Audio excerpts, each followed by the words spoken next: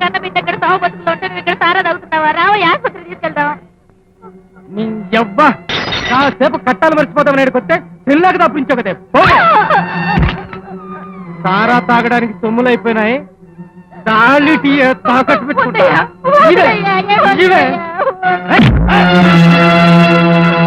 గాలి తెంచేటి మొగుడు సత్యాకేరా. ఎవరి సారా కొట్టు నడుపుతున్నది?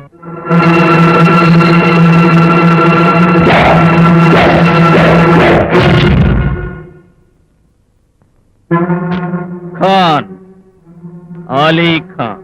ప్రజా ఉద్యమం జరిగింది, ప్రభుత్వం సారాను రద్దు చేసింది. అయినా నువ్వు ఇక్కడ జీవోను కాదని దొంగ సారా వ్యాపారం చేస్తున్నావు.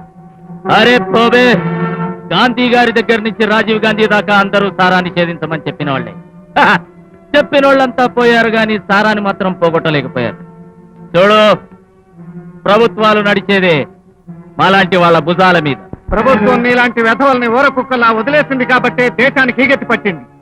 ప్రజాస్వామ్యవాదుల్ని కాదని నీలాంటి లుచ్చాలకు పార్టీల టికెట్లు పంచబట్టే ప్రజల బతుకులు అధోగతి పాలయ్యాయి. తప్పు చేసిన ప్రభుత్వాల్ని ఓట్లతో పడగొడుతున్న జనం నీలాంటి రౌడీగాళ్లను కూడా రాళ్లతో కొట్టి తరివేస్తే ప్రజానీకం, ప్రజాస్వామ్యం రెండూ ప్రశాంతంగా ఉంటాయి. ఏంట్రా స్పీచ్లు ఇస్తున్నావు? బ్రతకాలని లేదా?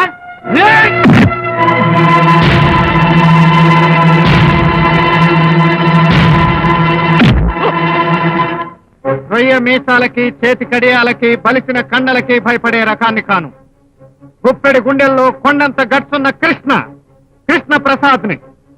చూడు మిస్టర్ అలీ ఖాన్, ఈ రోజు సూర్యుడు అస్తమించే లోపు నువ్వు నీ సారా కొట్టు ఈ ఊళ్ళో కనిపించకూడదు. కనిపిస్తే